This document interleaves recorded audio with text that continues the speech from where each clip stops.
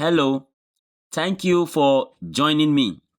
Now, the question here says evaluate the third root of 5 multiplied by the square root of 2 all divided by the sixth root of 10. Now, this is quite interesting because they all have different roots. So, this is the third root, this is square root, and this is sixth root. Now, in order for us to solve this, what we are simply going to do is to, first of all, express them in their fractional powers. So, I'll simply say it's equal to this 5 here, third root of 5 can be expressed as 1 over 3. So this 3 here becomes the denominator, and then 1 becomes the numerator.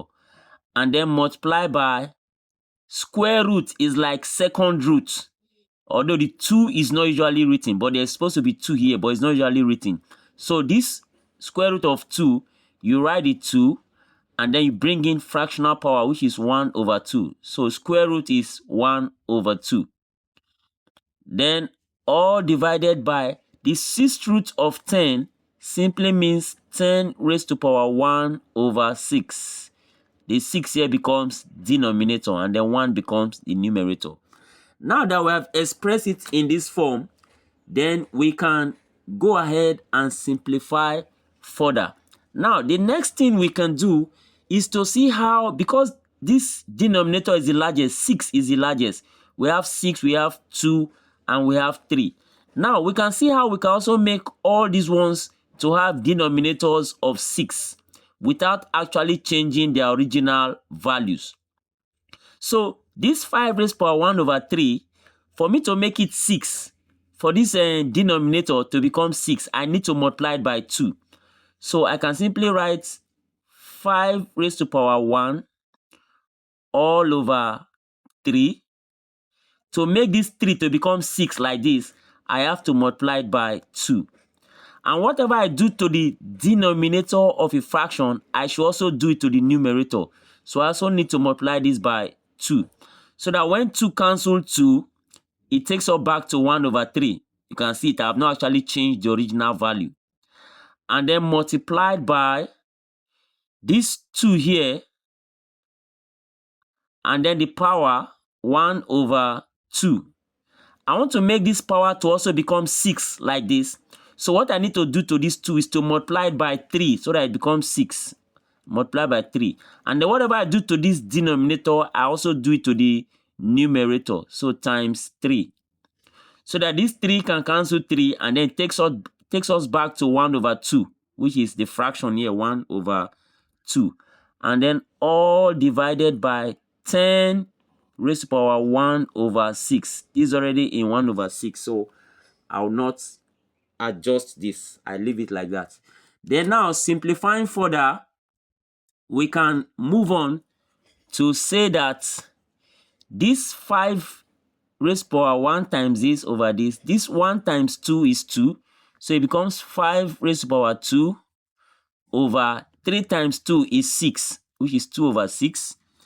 And then multiplied by this 2 becomes 1 times 3, which is 3. So 2 raised to power 3 all over 2 times 3, 6.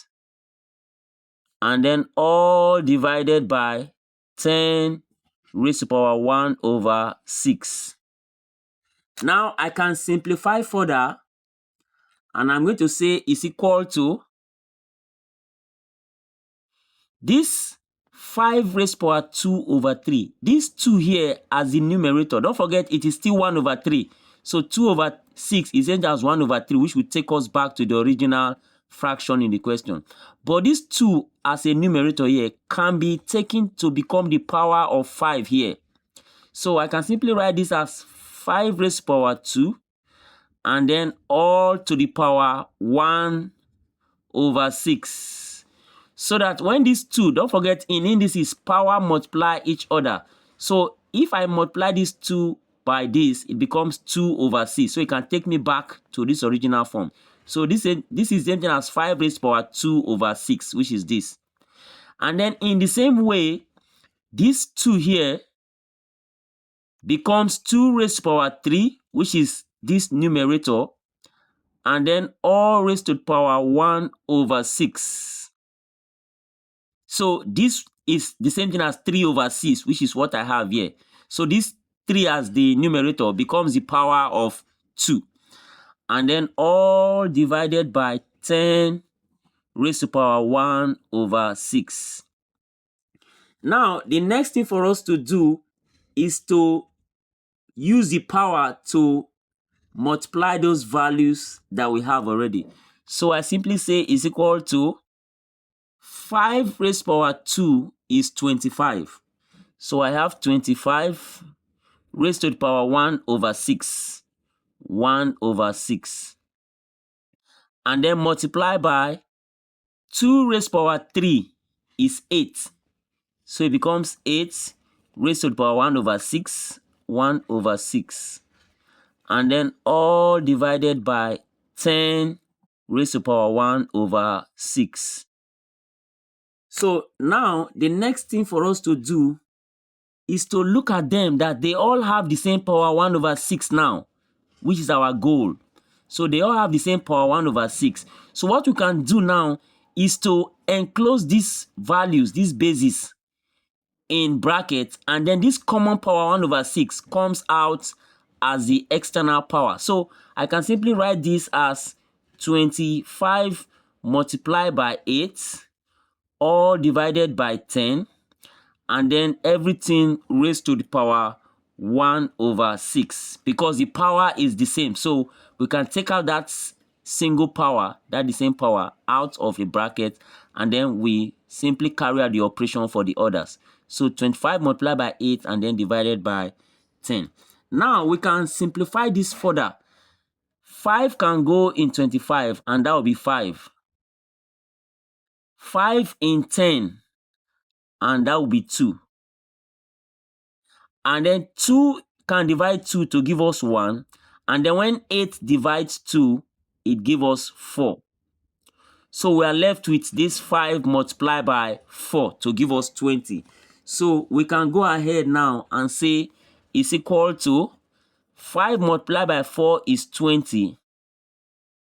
And then don't forget what we have here is just 1. So there's no need of writing over 1. So it's just 20. And then raised to the power of 1 over 6 that we have here. So 20 raised to power 1 over 6. And then this will now be equal to the 6th root. Don't forget fractional power is root. So this denominator comes there. So it's the 6th root of this value 20.